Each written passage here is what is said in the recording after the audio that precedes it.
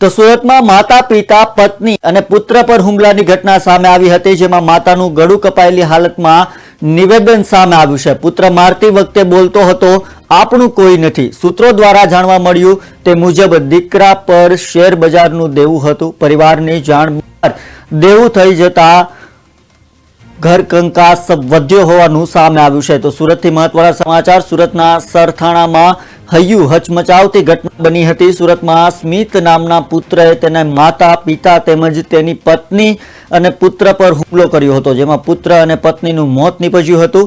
આ મામલે માતાનું ગળું હાલતમાં સામે આવ્યું છે। માતાએ જણાવ્યું કે પુત્ર મારતી વખતે બોલતો હતો કે આપણું કોઈ નથી।